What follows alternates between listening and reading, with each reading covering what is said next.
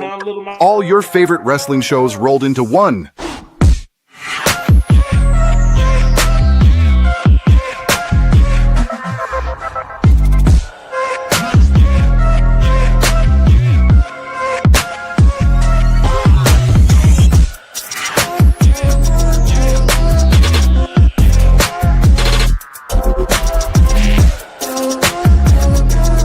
Welcome to the We Book It podcast. Let's start the show.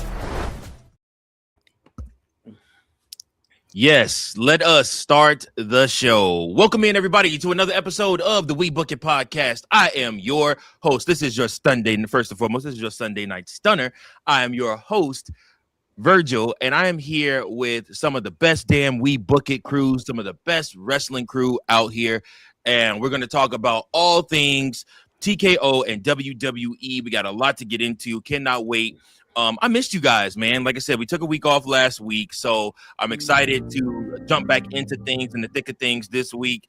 And I got the best crew with me, man. So I want you guys all to sit back and enjoy. But first and foremost, we have the workhorse. We have the man, the most trusted man in all of We Book It. We have the hardest working man in We Book It. His name is Coachman. Thank you, Virgil. Pleasure being back with you guys. Did I hear somebody play like slow jams or something there a second ago? Was that somebody's phone going off? That's my screensaver on my TV. Oh, okay. That was. Okay. Listen. Making sure I wasn't going crazy. I mean, don't get me wrong. It sounded like a good song was about to play, Teddy. No, it wasn't.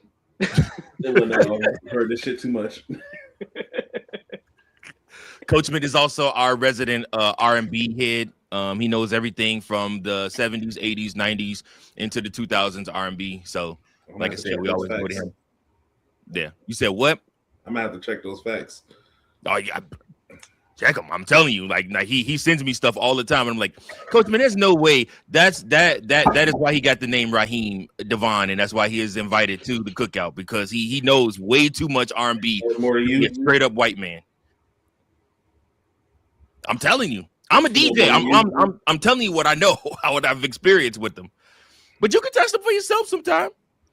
Anyways, the rest of the crew I have with me, of course, my resident op, the elder statesman of the We Book It fam.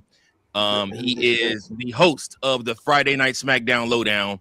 Ladies and gentlemen, the Lemon Pepper Stepper Man, Teddy Long. I'm the host of the SmackDown Lowdown when I have a completed episode. Hopefully somebody else doesn't cut me off like they did over the weekend. But yeah, you're not living this down. Oh, we got all show for this. But what's up to my player and to my player hater, the number one I have, Virgil. Thank you for having me on the show. And still. Anyways.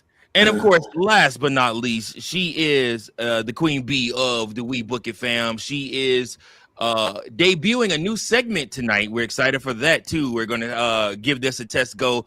Ladies and gentlemen, fresh off of her very first Wrestlemania in Vegas, we have Miss A.C. Slayer. Excited to be back for another Sunday night. Yeah, amen to that. So you got to tell us, first and foremost, give us the rundown. How was Mania for you, your very first? It was awesome. Like, I know night one started off a little bit slow, and I think everybody kind of felt that even in the stadium. There were some good matches in terms of seeing Fatu versus Drew McIntyre. That was awesome. Even like Cody versus Randy with some of the games that happened during that match. But it was my first WrestleMania, and being in Vegas is always a good time. Night two, it absolutely just blew the roof off the stadium. I think everybody just knew it actually felt like a real Mania. A lot of good energy in the stadium, had so much fun. Got some sunshine, got some pool time, so can't complain. Dream come true. It's been on my bucket list for a while. There you go. That is what Mania is. I mean, even if it's a sucky Mania, if you're there, you can't help but just be in awe of being there. Like I said, I went to Mania 39. That year, I went to a lot of wrestling shows, actually. I literally followed Cody Rhodes throughout his whole story that year, and I really thought that was going to be the year where he did the thing. We can't see Teddy Long. I might have to cut him off again. His screen went black. I had to cut him off again one more time. That was intentional. You know, you can't say it was you this time. I just had to test the theory real quick. That's all. Just make sure I still had a place. But yeah, no. So like I said, Mania is one of those things. I hope and pray that one day we can do a group outing to a WrestleMania as a whole complete team. Like, if you fund it, Virgil. There we go. Out of all of us, I say AC and probably Teddy got the most money out of all of us. So y'all gonna fund it. The fuck? Let me know. I'll be there. How I got that? I don't know how I got thrown into that shit. Because you got the most money, Mr. Work all the time.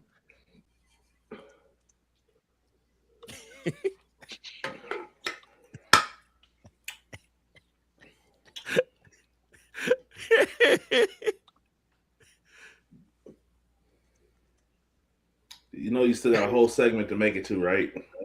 Oh wait, I told you I got a couple head songs to roll out, and you want to pick early. Kill it. Go ahead. Just keep digging yourself your own grave. Keep digging your own grave. Set it up for me. Go ahead. Anyways, let's get down to business, guys. We got a lot to talk about. First and foremost, WWE. Where do we begin, guys? It is the trending topic right now to talk about WWE, to talk about the budget cuts that happened this week, the roster cuts that took place. And to me, like I said, I was unmoved by these cuts that took place, but I'm curious, first and foremost, what were you guys' thoughts when these budget cuts took place, when these roster cuts happened? I'll give you the full list of roster cuts. There's Nikki Cross, Bo Dallas, Dexter Lumis, Eric Rowan, Joe Gacy, Aleister Black, Zelina Vega, Kairi Sane, Chris Sabin, Alex Shelley, Santos Escobar, Apollo Crews, Zoe Stark, and Alba Fire. This is a list of people that were released as of today, as of a few days ago. I want to get a gauge right now for what you guys are feeling about this. How do these roster cuts make you feel, and what are your thoughts on them happening? Go ahead, Coachman. For some of them it stinks. I think one thing that sticks out to me in particular is Kairi Sane getting cut right in the middle of the storyline. For me, that just kind of shows that the higher ups in TKO don't actually watch the shows. Because if they did, they would have found a way around that one specifically. And then I just feel bad for Aleister Black, because it did seem like he was supposed to be where Pat McAfee was. Yes. In the original storytelling. And then they inserted Pat, and then, he kind of got the short end of the stick. So I do feel bad for that. Everyone else, though, it kind of like what you said, Virgil, unmoved. It was like, yeah, it sucks, but at the same time, what were you really doing? I think the most disappointing was the Motor City Machine Guns, just because they came in red hot to WWE, and then as soon as they lost the title, just went straight downhill from there. And part of me thinks that these cuts were just made solely based on who was bringing in the best merchandise. Yeah. And they just saw these names at the bottom, were like, okay, that's who we're cutting. And that was it. That's a really good point. Really, really good point. But with merch sales, a lot of times you need to be doing something with them. I mean, honestly, guys, the part about that is that if these people aren't on TV, they aren't going to move merch. I mean, think about it. Over the weekend, I love that you brought that up about the merch. Over the weekend, it was announced the top 3 sellers of merch. CM Punk was number 1 during WrestleMania. Cody Rhodes was number 2. Number 3 was Danhausen. My guy. And it's literally because every week Danhausen is on your television set. And with him joining WWE, y'all, I can't tell you how many times in the shorts on YouTube I get Danhausen stuff from Danhausen. It ain't even like WWE produced stuff. Danhausen has his own camera crew, and he does his own skits with people throughout. He's been doing it for a while. Yeah, at the tapings, and I get them all the time, and they're hilarious. And like these wrestlers agree to it. Like the stuff going on with him and Miz is like perfect right now. I was talking about that, and they got cut off. One day. I just wanted to mention that because I could have swore I had like a half a segment I talked about Danhausen and the Miz at his house and stuff but I don't know where to find the other half at. I gotta, I'm sorry. I forgot my mic was on and I just started rambling. Just shit. AC, what did these budget cuts mean to you? What do you think about them, about TKO doing them, and like just how was your overall reaction? What is your overall reaction? I mean, I think it's always tough when people get cut. But I honestly, I think with all of especially with the Wyatt Six, right? Like I know they really gave them a great introduction. They were tag team champions for a while, but I think with Bo's injuries, like where does this team go? So I think it was kind of a struggle to figure out where do we go. They didn't really work them up as individuals.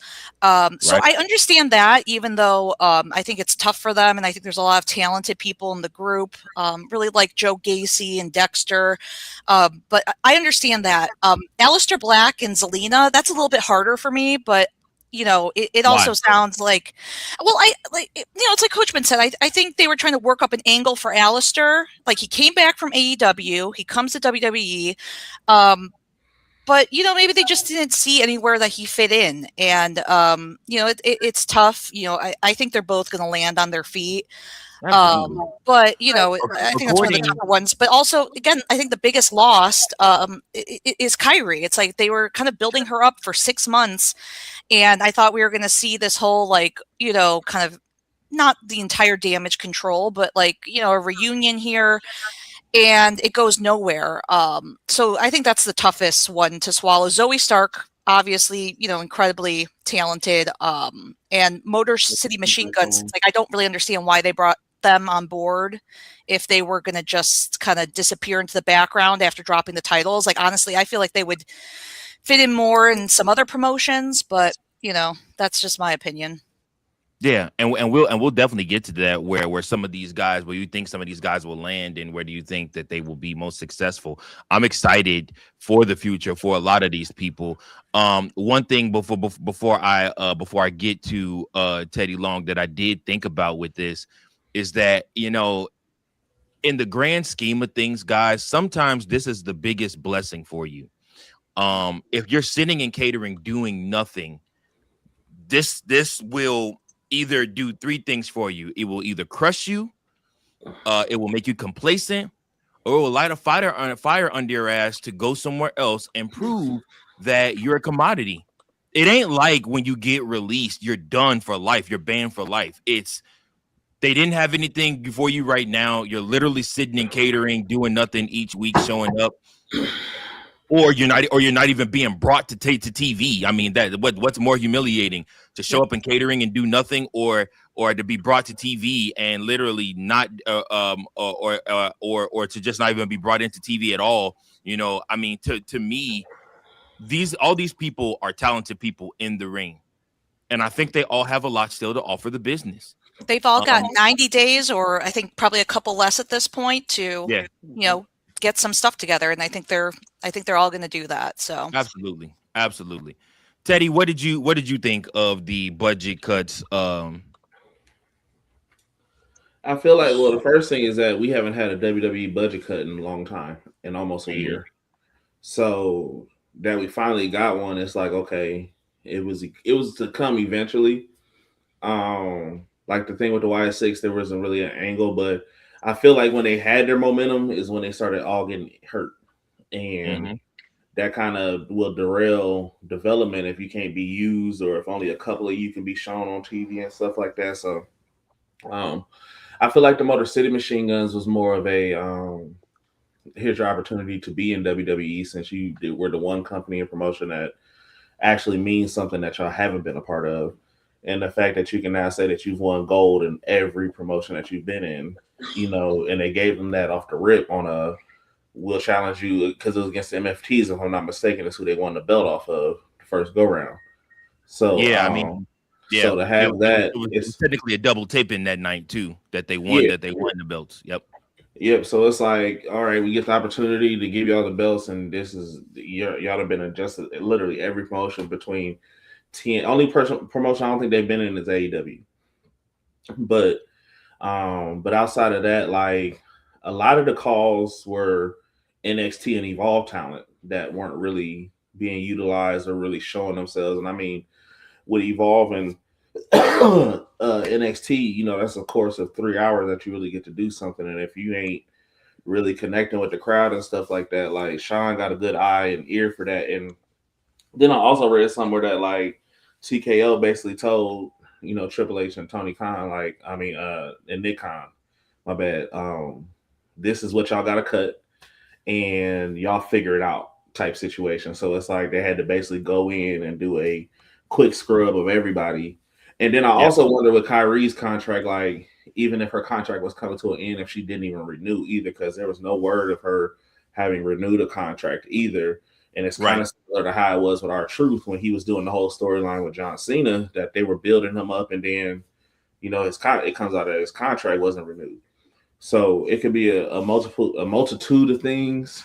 But she was really the only one that's like, dang, what do you do now? Or how do you pivot with Asuka being by herself now and not having Kyrie? You know, so that's the only one I'm curious about. And then Aleister Black is one of the ones that's like, he probably could have been utilized as somebody to help get people over with on SmackDown as well, because of his veteranship and just having that opportunity versus being back in AEW. He did an interview. Aleister did an interview. He said Triple H wanted to book him as a main eventer. He wanted him in the main event scene. What ended up happening was TKO. Yeah, basically TKO chose to insert in Pat McAfee, and because of that, that's kind of how he got the short end of the stick with that. We have a comment over here on the side. Appreciate you for tuning in and watching the show. TKO wanted the cut and passed it on to Hunter and told him get it done. TKO don't know any of the wrestlers.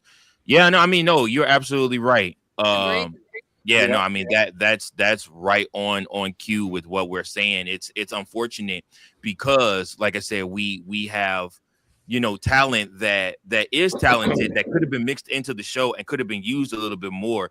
You know, like I said, I was fearful when they started doing budget cuts that Jordan Grace was probably gonna get the short end of the stick too. You know, because we haven't seen her in a while. You know, and I know she has a little injury thing going on right now. You know, like I said, I think she hurt herself, you know, and whatnot. And so not being used or whatnot, it does tend to lend to you probably getting cut quicker than anything else. So, like I said, it's tough, but hopefully, like I said, there are no more cuts coming, but we'll see what happens, man. We will see what happens here in the near future. But any last comments on this? We're gonna kind of talk more about this in a bit. But any more last comments from the first part of this? All right, well, guys, let's go to who to watch for in wrestling.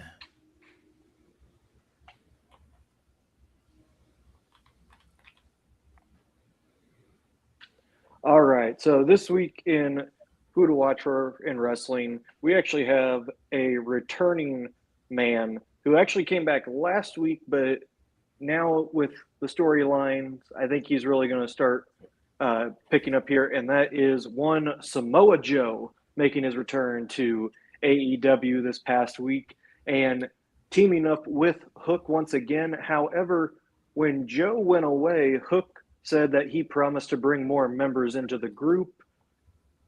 I don't think Hook has done any of that. So I am curious to see how Joe reacts to that, if we are going to get a breakup of that team, or if Joe's going to just start bringing in people. Maybe they run a story angle that way. I'm not sure, but that is who I'm watching for on the male side of wrestling. Now, on the female side, this one was a tricky one. So I'm actually going to take two people together on this one, and it's the great duo of Sol Ruca and Zarya, because is Sol Ruca okay after that fall Tuesday night? Yeah. Because that table did not break, and she hit that square on the back of her head. Stitches. And yeah, so I am curious to see what her status is going to be now that she's been called up to the main roster. And also, what angle are they going to pull with Zarya now down in NXT, since she's technically besides her and Kalani Jordan and Jada Parker, I think she's probably the main villain there now, the main heel on the women's side with JC Jane gone. So I am curious to see what happens now with Zarya and if they run that angle with how she injured Sol Ruca. But that's all who to watch for this week in wrestling.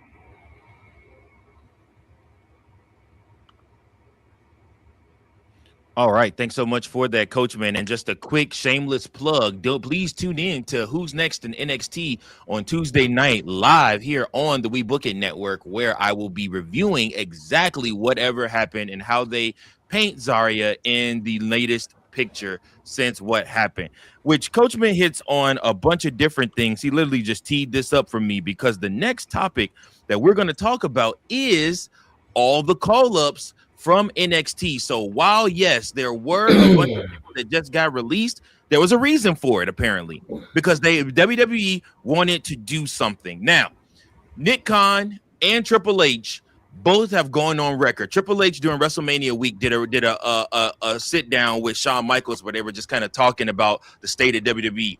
Really, really, really fascinating conversation. If you have not watched that, please go on YouTube. You can find it. All you got to do is type in Triple H and Shawn Michaels. The whole conversation is there, and how they were talking about guys needing to get younger, which also tells me what? They listen not only to the fans, but to other wrestlers. MJF was on record about 3 or 4 months ago calling out WWE for all their champions being in their middle to late 40s or 50s. Y'all, they're top guys, and not investing in younger superstars. Meanwhile, AEW has all this top talent that are younger guys. So you see now WWE making a concerted effort in some ways to get younger. The women's division is much younger than the men's division. And I mean, I don't necessarily know that Ricky Saints falls into this category, but let's look at all the call-ups. And I want to find out from you guys, which call-up are you guys most excited about? Obviously, we got Ricky Saints being called up, Blake Monroe being called up. You know, you got Fatal Influence, that's JC Jane, Fallon Henley, and Lainey Reed being called up. These three girls remind me of the Riot Squad so much. I'm very interested to see where these three land and what they do, because JC Jane wasn't supposed to be here, y'all. Nope. This is everything JC Jane has. Everything JC Jane has gotten was supposed to be for, what is Shorty name that's a porn star now? Mandy Rose. Mandy Rose. That's all supposed to be Mandy Rose stuff. Matter of fact, I'll do you one better. Everything that Tiffany has is supposed to be Mandy Rose stuff too. Both of them, everything, all of that is supposed to be Mandy Rose. Mandy Rose should be a former Royal Rumble winner, a former world champion, all of that. All of that was supposed to be her.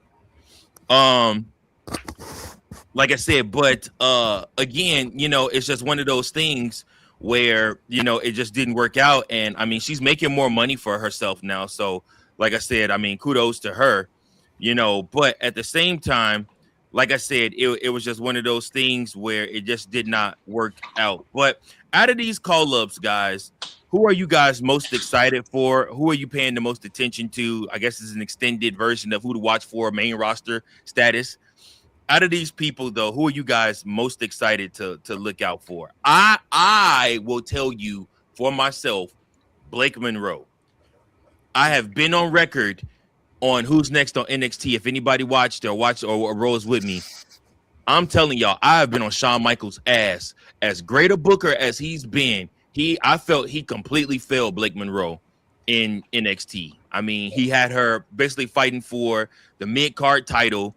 The feud itself was okay that she did with Tatum Paxley, but at the same time, I'm still looking like, bruh, like you could do so much more with her. She came out. This is a girl who's run the blade. Like, come on. She came out of AEW scorching hot, but she needed to learn to work the WWE way, and so that's why she went to NXT. Now, unlike his name escapes me. Royce Keys, unlike Royce Keys, who just said, "Hey, listen, put me on the main roster.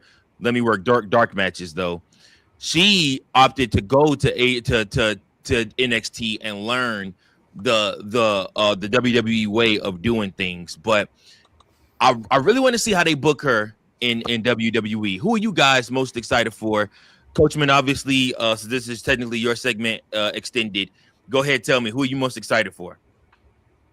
I mean, there's one obvious answer for me, but I will save that later. But the one I'm really interested in is Ethan Page.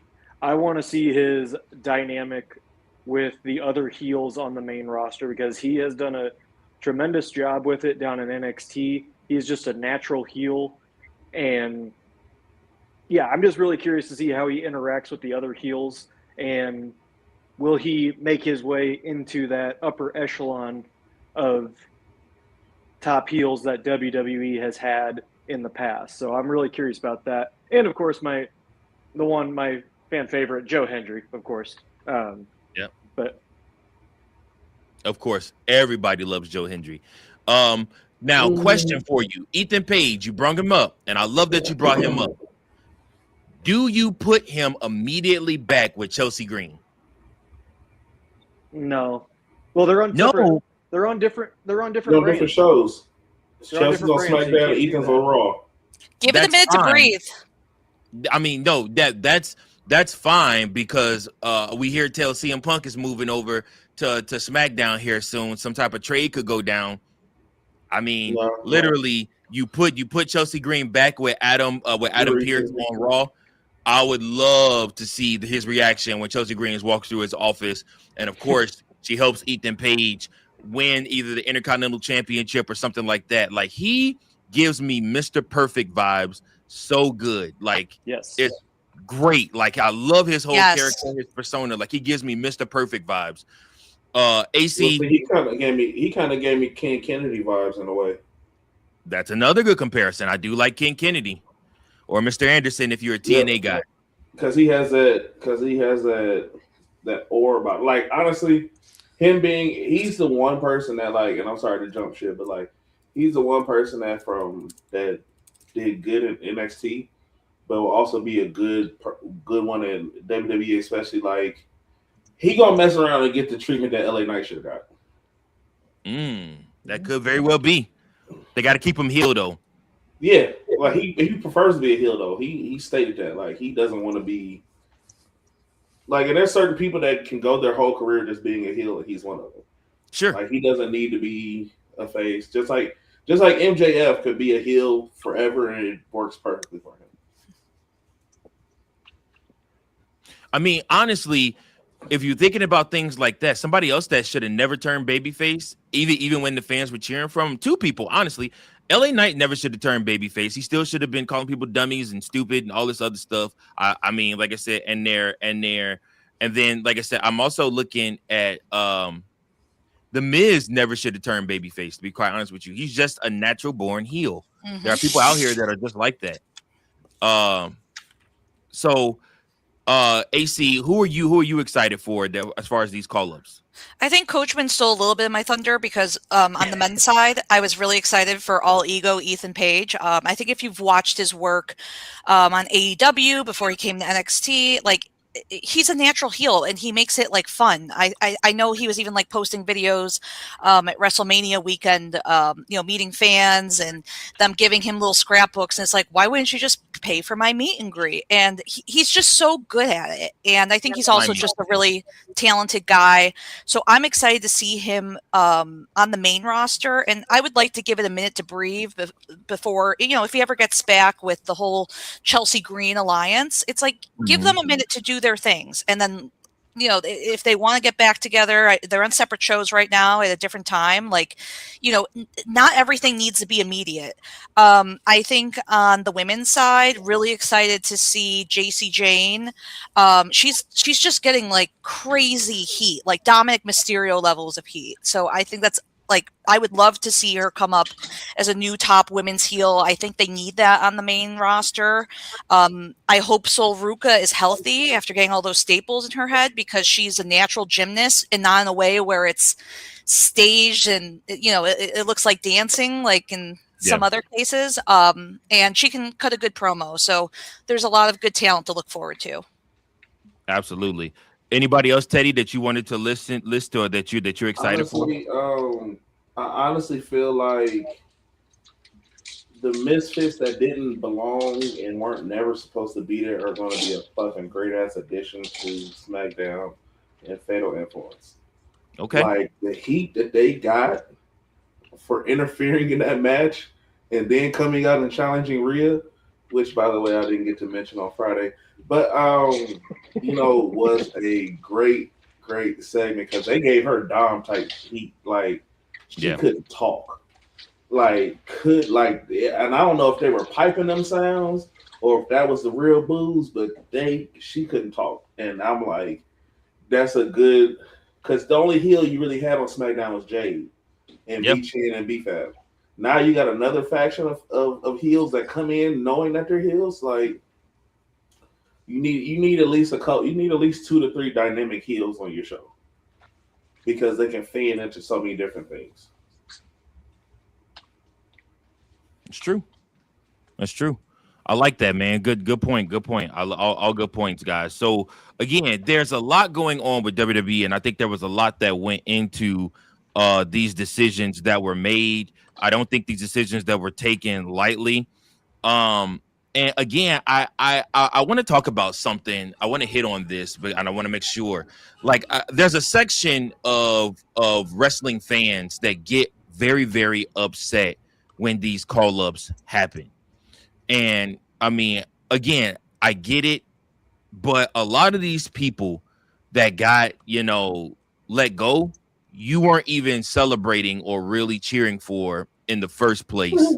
You barely knew their names. Right. Like I said, and so like I get upset when they're like, oh no, and they just take it like as another reason to like shit on WWE. Like, I mean, again, WWE is not in a great place as far as creative wise. I think we all can say that honestly and openly. WrestleMania was a kerfluffle of a booking event, and Cody Rhodes had words for them on SmackDown Friday night where it sounded like he took a straight shot at TKO, where he said to count your money and stay the hell out of our business or something like that, something to that extent. Y'all 0-3. That was a segment that I tried to dabble into on the SmackDown Lowdown, because Cody was talking about how it was they were he took the shots and saying y'all 0-3, like either send somebody better or stay out the way and count your money. That's what he said. He's like, and it makes sense because it's like y'all keep interjecting yourselves. We put them in for you guys, and it fucking flops. First you tried it with The Rock, then you tried it with Travis Scott. Now you tried it with Pat McAfee. You 0-3. Figure this shit out or send somebody better. Yeah, I don't hate it. Any thoughts on that, guys? AC or Coachman? I will say, at least with The Rock, we did get something pretty entertaining out of it on the pivot. Yeah. But the other two, that was terrible. Yeah, I think unfortunately everything, unless you have like a daddy to fund your company, is very corporate these days. So yeah, it's like, and I understand it because I also have a lot of thoughts and criticisms about it, and I think Cody was right about that, and hopefully TKO will count the money and think more about the fans, because it might get you money in the short term, but you gotta keep things going. You got to keep fans coming in the door if you want this to work long term. I like it a lot, guys. All right, so from there, guys, we have to go to our very next segment, which is the throwback moment of the week.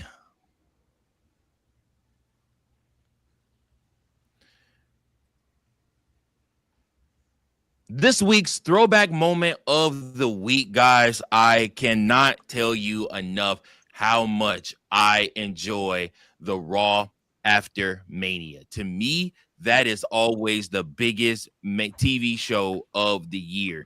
There are a couple of other times that are starting to eclipse that, but for me, I love Raw after Mania. So I want to take you to the Raw after Mania in the year 2001.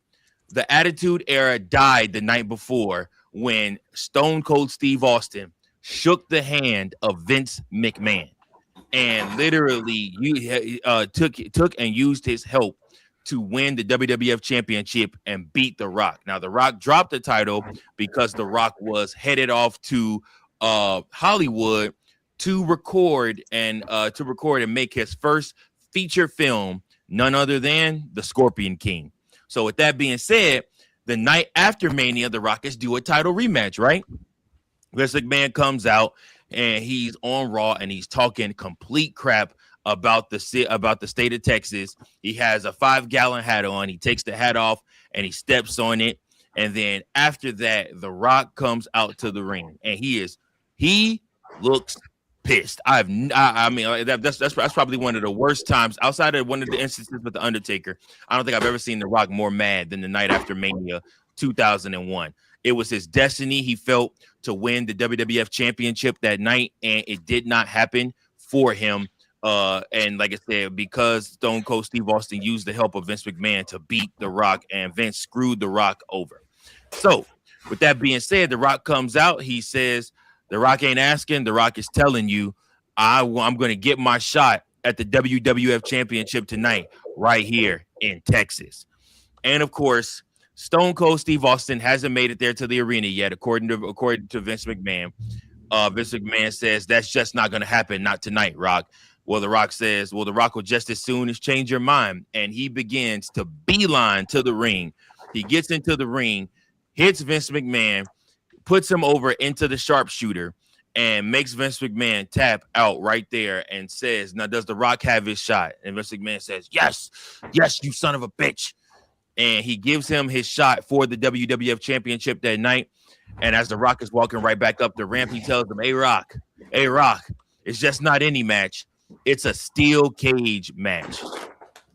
Now, coincidentally, Stone Cold shows up that night, finds out he has to face The Rock in a steel cage right there in Texas for the WWF Championship. The match itself goes pretty good, and it actually looks like it's getting ready to go into The Rock's favor, and he's about to win the WWF Championship until none other than Vince McMahon comes out, and he looks like he's about to screw over The Rock again, and then Triple H runs out to the ring, and you think Triple H, who is about to be cheered, is getting cheers and everything like that, and you think he's about to turn babyface, turns around and hits The Rock in the head with none other than the iconic sledgehammer, forming one of the greatest duos to ever come together in sports entertainment, and that is Triple H and Stone Cold Steve Austin, the two-man power trip.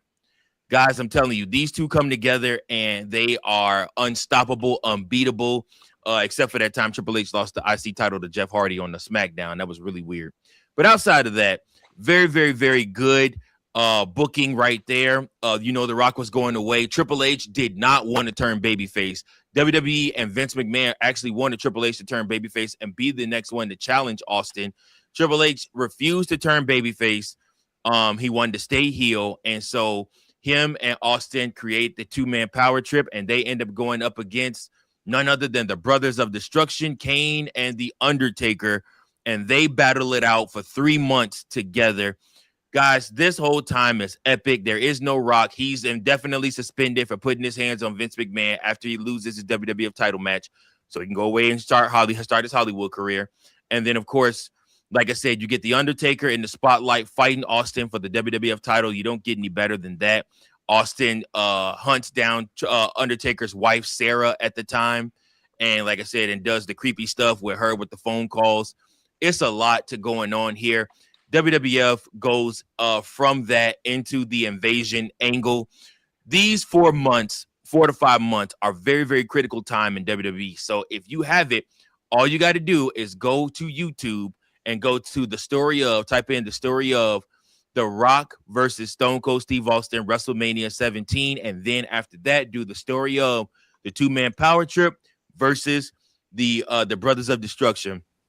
Both stories are amazing. And then from there, you can go right into the invasion angle where The Rock does eventually return. This will take you through literally the rest of 2001 all the way up until the creation of the Undisputed title and Chris Jericho finally winning the big one. All of this is great content. Go out of your way to watch it. But this has been your throwback moment. Oh, I clicked the wrong one. Hold on. I will say, Virgil, your Vince McMahon voice is on point.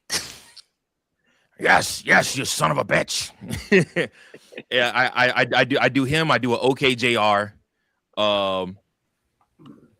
I think everybody can do a Triple H because all you got to do is say the game. All right, so moving on from that. Hey, y'all, guess what? We have a New Japan star coming to WWE. That's right, guys. It has officially been announced that Evil has signed a deal with WWE. Evil's fiance is none other than Io Shirai, for those who know her real name. But yeah, Io Sky is his fiance, and he is on his way to WWE. Another shout out to Who's Next in NXT. You guys tune in Tuesday nights. He actually has been sent the current NXT champion Tony D'Angelo a box with some type of Japanese emblem on there. Evil is a former New Japan world champion. He is somebody that has done a lot of great work. I'm excited to see what he does coming to NXT and how he is booked and how they do how he cuts promos and everything like that. What do you guys make of this signing, and how do you think he will fare in NXT? Coachman, I'm going right to you.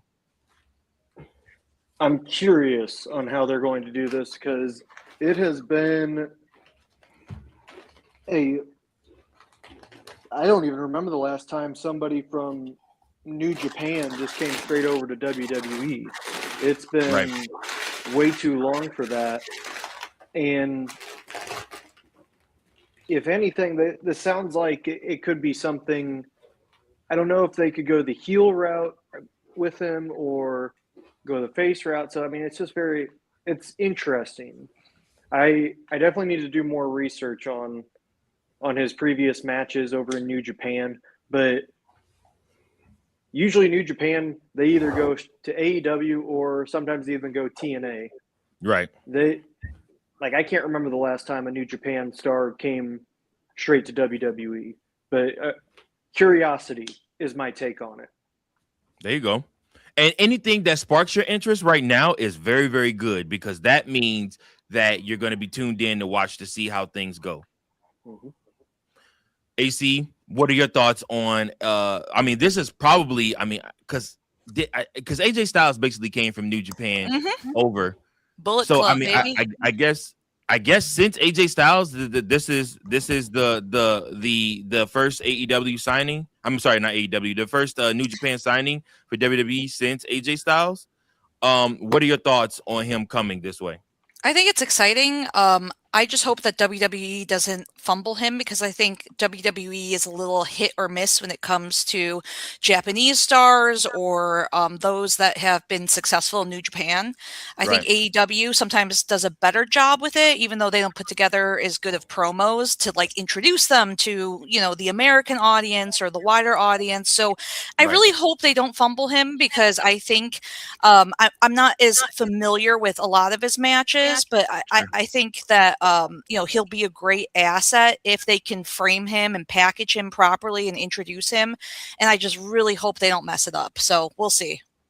And to your credit with what you said, which is a really great point, let him work his style too. Don't take his style away from him and say, do it the WWE way. Let him work his style. Like that was the best thing Triple H did for Shinsuke Nakamura when he was brought in, was like they let him work his style, and the guys he worked with wanted him to work his style. Like, and that's what made him one of the greatest NXT champions of all time, was that they let him work his style, and he literally was able to like do his thing, and it was great to see. So again, letting him work his style is only going to benefit you in the long run. What do you think about Evil coming to NXT, Teddy Long? I honestly, I don't know nothing about the guy. Yeah. So it's one of those things. I'm not too familiar with the New Japan thing. Sure. But I know that people that come from New Japan typically do well in WWE because they know how to work the business. And Sure. the thing about New Japan is that it's great talent, it's great matches, but it's also great in the sense of business building. So Okay. Typically people that come from there usually have a decent tenure in WWE that has made it there. Only outside of like the Good Brothers, and stuff like that. But no, I'm just saying because like they had a pretty good run too. But they were getting like 2 years at a time, and then they would go to another promotion, then come back, right, and then go back. So it's like they did it like 3 times. That's fair. And yeah, so. But other than that, like I just know that it's going to be good business wise as well as just an opportunity to get eyes on New Japan and WWE partnership. Agreed. I agree wholeheartedly. All right. So with that being said, folks, it is now time for her debut segment. That's right, guys. It is time for AC Slayer's first segment here on the show. It's time, guys, for us to find out the slay list. AC, take it away. Yeah, so first time doing the slay list, so hopefully I don't disappoint. I'll start from at least bottom to top for me, even though I think this week was huge between Mania and the Raw after Mania and SmackDown. So let's get into it. I would say that one of the huge stars that I'm excited for, coming off a big win off of the Andre the Giant Classic, is Mr. Royce Keys, aka Powerhouse Hobbs. I know he's been off of TV for a while, and I think some of my co-hosts also kind of indicated like he's been working on dark matches. He's been trying to get himself ready for this debut, so I think that was a huge win for him.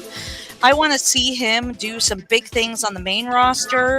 Like to see him work his way up the mid-card belt and hopefully get up there. And I think he's going to have a great future. So I think that's, a huge thing as a big victor.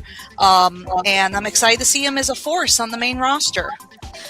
Coming in at number 4, Jacob Fatu. He had a great match with Drew McIntyre. I think it was the highlight of my first Mania Night 1. He's also been stepping up to Roman Reigns, and I love that rivalry that they're having right now, especially as cousins, and you can tell how proud that the rest of the cousins are for him, even outside of kayfabe. He's amazing. It's like I love seeing a big guy do a moonsault like that, and he cuts a promo, and you're in trouble once he starts doing that little shake. So I love it, and I'm excited. So that's my number 4. Coming in at number 3, I think I've already mentioned this, but seeing JC Jane on the main roster with Fatal Influence and getting that crazy heel heat, I think it's going to be awesome to see what they're going to do on the main roster. Let's see, who are we at now? 2. All right, Trick Williams. Great match with Sami Zayn at Mania. I think we were all just so excited to see him go over and become United States champion. And also a great follow-up on Friday, continuing the rivalry with Sami Zayn, kind of taking over as a gingerbread man covertly.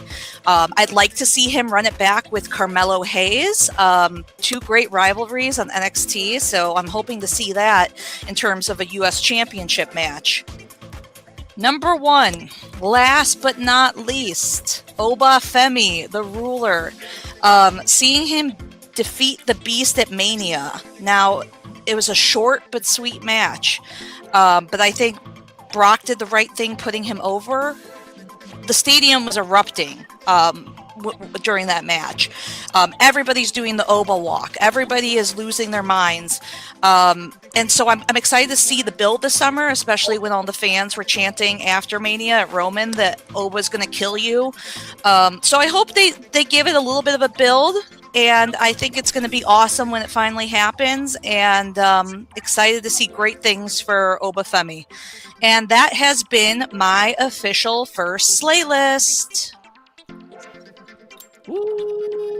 Booyah. Grade the list. So do we grade the list? You doggone right, we grade the list. All right. If we did it to if we did it to my good man Fritos, we also have to do it to AC. So I need to know. Go ahead. Hey, you first. I'll say, and since it's a new segment, I'm gonna say it like this: that list slate. Hey, let's go. She did her thing. She did her thing. All right, Coach. No, I like that list. I like the. Oh, my bad. Oh. No, go ahead. Go ahead. No, I was saying. Cut him off again. Yes, damn, he's good at it. You see how he does me? Like you've only been here a short time, and you see the fuckery I deal with. Okay, like you should have been here earlier when I didn't even have a picture in the starting promo of the show. Like shit's been crazy for me on this show since I arrived. And I got valid coachman. I got valid proof of all the shit. It's recorded and it's live. But I like the placement. I like the placements on the list. I'm definitely a big fan of the Jacob Fatu story, and the fact that these motherfuckers can run another bloodline right hand man storyline just like that is crazy. Like we just went through this, and that we really be into it too, huh? Oh yeah, and that we're really into it. Like we're excited about we're in it because we want to see what happens with Jacob. We want to see what happens with Solo and MF. Like we're in it. We're invested for Tama to turn on Solo. We're invested in a lot of shit with the bloodline. The fact that the opening segment had 7 of them. 7. We had 7 Samoans on Friday Night SmackDown, and that's crazy. But like, yeah, that one, and then the JC Jane heat. That was the one. I was like, I ain't seen heat like that since Dom opened his mouth when he joined Judgment Day. Yeah, and of course Oba. That was like the thing. There he goes again. Wait, my bad, bro. I promise you, I'm not cutting him off. I thought, fuck. I'm gonna say this last point, and then after this, you can move on, Virgil. Okay. My key points with the Oba match was that he showed it's like King Kong versus Godzilla, but it's like, all right, you was the beast, but your time has come, and I'm gonna put you to sleep real quick and put you out the pasture because everything that he got up off that F5 and was ready to just chokeslam the shit out of Brock Lesnar. Like nobody's ever done that. Nobody. And you know Brock don't put over black people like that. So for him to do that with Oba was like, but for real, like Kofi Kingston was a lot of trust and respect. Man after that match. That's all I can say. Kofi Kingston was the happiest motherfucker in the back that night. What did he tweet? Like he was like, we're avenged. We've been avenged. Avenged. Kofi. I thought it was vindicated. Hey. Okay, let me go ahead, Virgil. You can move on. You know. Go ahead, Coachman. What were your thoughts on the Slayer list? I think a very solid one to start out the new segment. I'd definitely give an A here. And I mean, I want to say anytime you put Oba at number 1, you know I'm always going to give you a high grade. So just for future reference for you.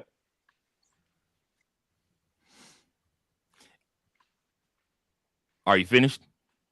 Yes, I am finished. Hang on, I'm going to do my walk real quick. Okay, I just wanted to make sure. Yeah, like I said, because I apparently I keep cutting people off and stuff like that. So I want to make sure that I don't do that. But anyways, yeah, no, man.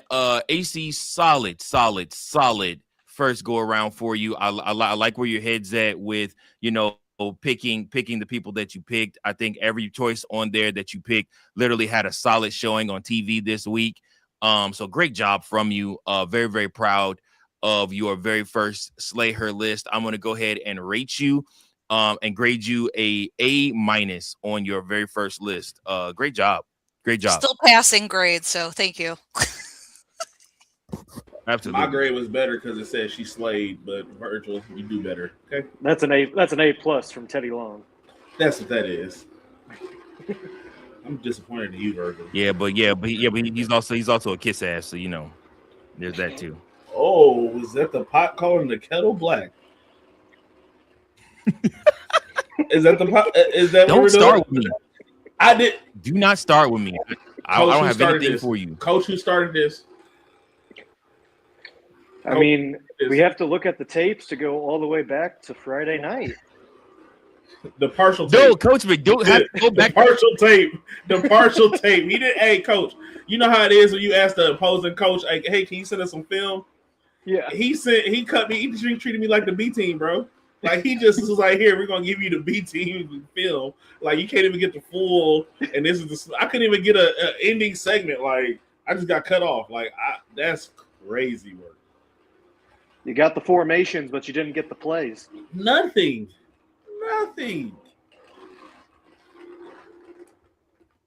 Anyways, are you done? Are you done licking your wounds and feeling sorry for yourself? I still have a whole segment for this. I'm aware. Okay, I'm thoroughly regretting right now giving you a whole segment just because of what I fear I'm gonna have to hear. I mean, you did this to yourself. Because I hope the movie was that good enough for you to deal with what you have to deal with tonight. Virgil was moon dancing. That's why. Yeah, he was. I was. High water pants, white socks. He didn't wear his outfit like the rest of his homies that were in the movie theater. But I know he had the little bitty pants on. Whatever. Anyways, all right, y'all. So our final segment and main event for the evening, we have to talk about the people. Who do you guys think, if you're Tony Khan, who makes AEW immediately better if you bring them over to AEW? So my question, out of everybody out of everybody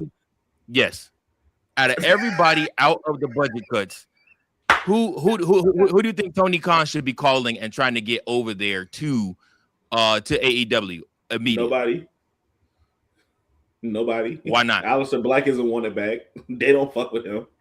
That's one pairing right there they don't want to see. Nobody. The Wyatts, I don't know what you would do with them. Put them in Ring of Honor because that's what happens when you get oversaturated with AEW.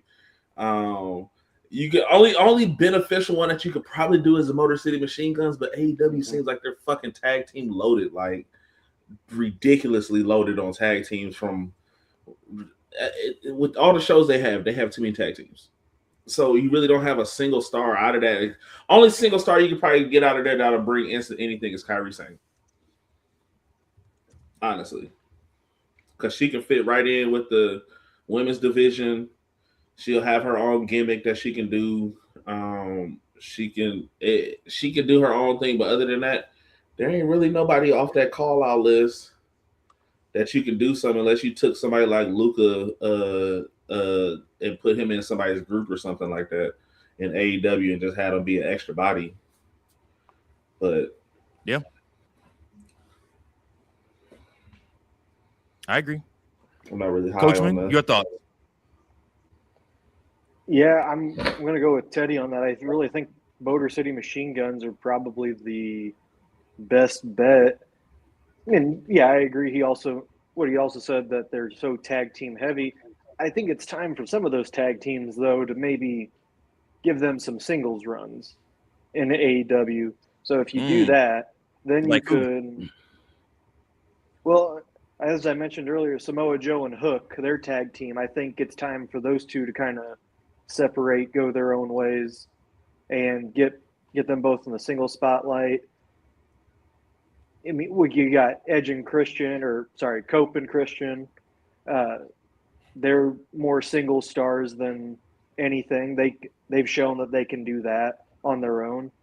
Those are just the main ones that stick out to me. And then, of course, whatever faction Jericho leads, you can definitely just break that up.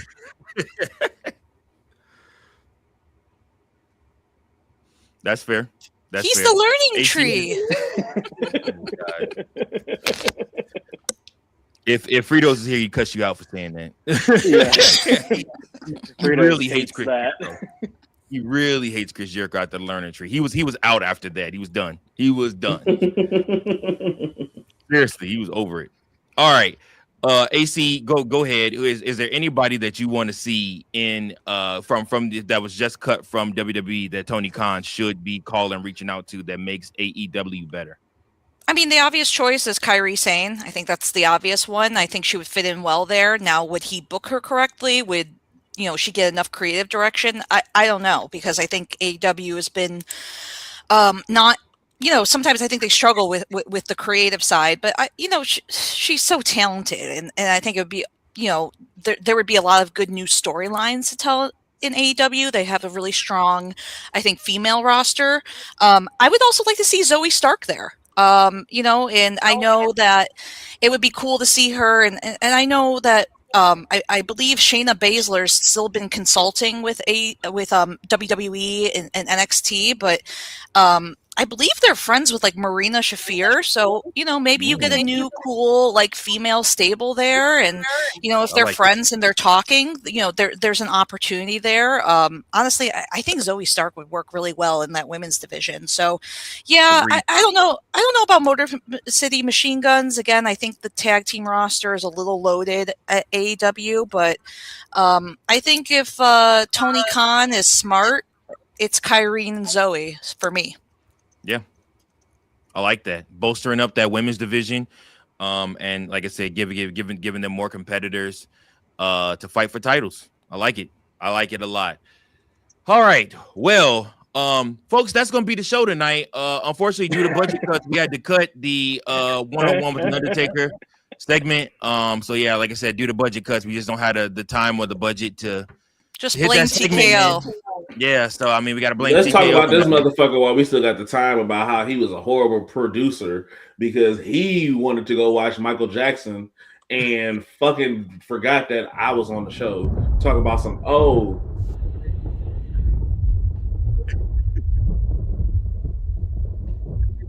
people with your fucking light on. Isn't that what they start the movie off with? Please dim your phones, turn your sound off, and do all these things, and your ass had the fucking audacity on my first show ever to cut my shit.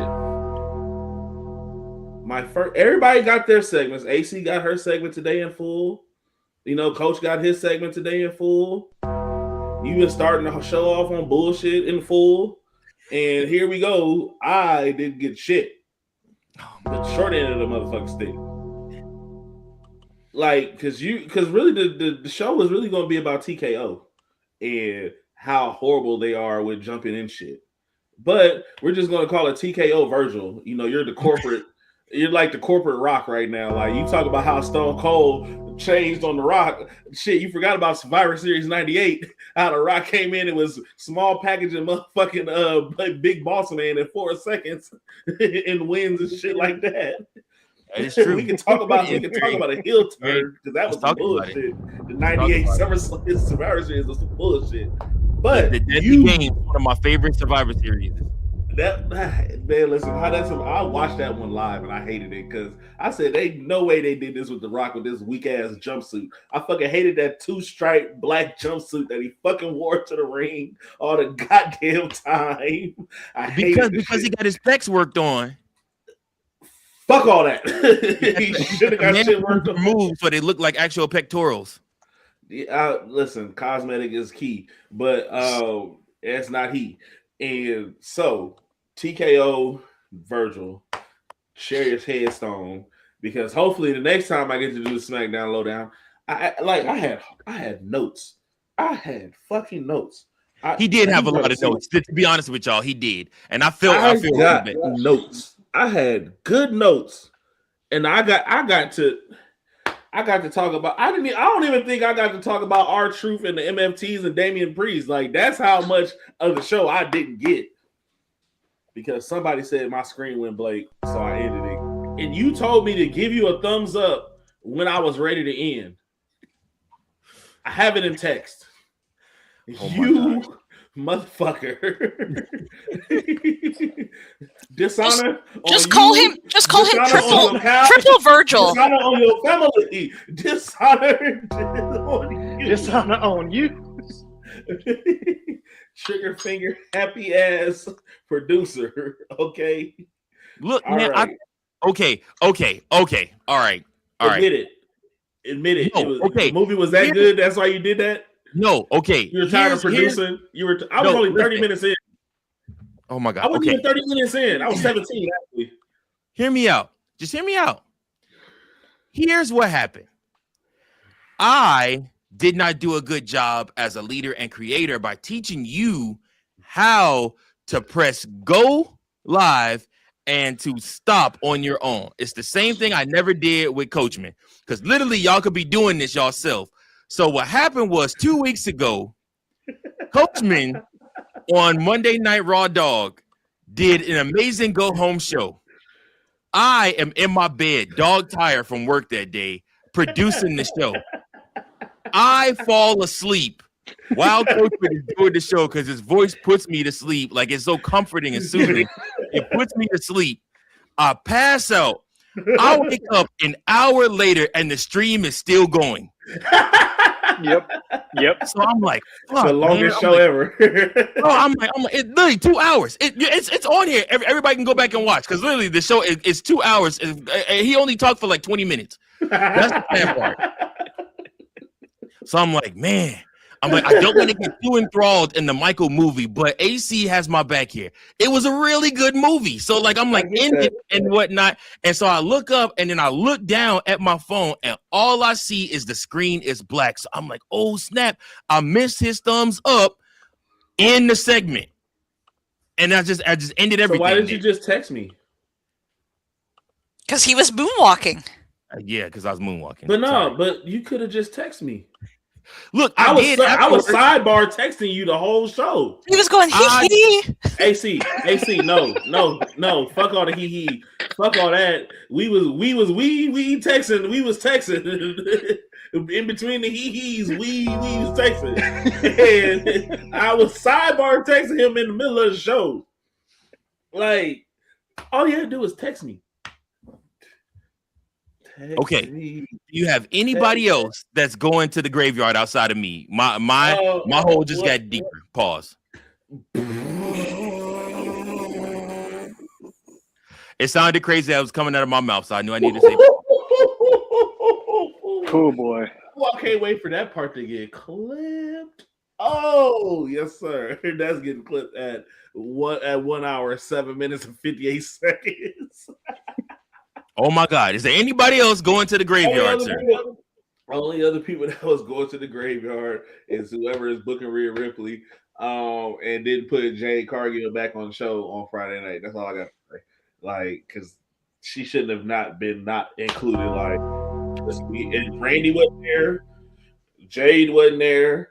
We need something because Cody doing all that talking shit got kicked in the head or something. Like, we needed something because the kick that he took was crazy. But I just needed the losers to be. You gave Phil opportunity to talk and then possibly get a fucking title match now. Don't talk about my man like that. Shit. I was in a very unfriendly section at WrestleMania. Everybody else was doing the ones up. Man, during the match, he said, "I was in a league of my own." Hey, yeah. Roman talked about him worse in the match. Oh yeah, he was disrespectful during the match. But that was a good match. That was the best match of the weekend. Honestly, it goes down in history. Definitely. the top matches I feel like was that Oba and the fucking Intercontinental title match. Oh, that brought back old vibes of like it was so well coordinated. The money in the bank matches during WrestleMania, like that's the vibes it gave. Like it took it back to that because Javon Evans is a star. Whether he's a world champion or not, he's gonna be in that Kofi Kingston role and he's gonna succeed that role. I think that first and foremost, Jade Cargill was not featured on SmackDown due to the fact that her husband was being honored by the Cincinnati Reds. He was being inducted to their legends, right? Like their Hall of Fame. He is a baseball legend, and I forgot he was in Cincinnati. But fuck the Cincinnati Reds because they're in the same division as my Chicago Cubs. I hate that. Let's go Reds.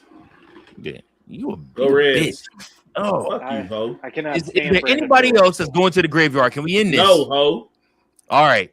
Well, everybody. I didn't even get my picture up. Because you started without me. Oh my God. Anyways. All right, everybody. Thank you so much for tuning in to another episode of the Sunday Night Stunner. Listen, from AC Slater, from the workhorse, that man right there, Coachman, and of course from Teddy Lemon Pepper Stepper, also Crybaby Long. Timothy. You tongue-tied bastard. I appreciate each and every last one of you. I'm Virgil. Keep those booking pencils sharp. Big Daddy C will be back tomorrow night with another episode of Raw Dog Monday Night, and we'll go from there. Appreciate you guys. Until next time. Peace.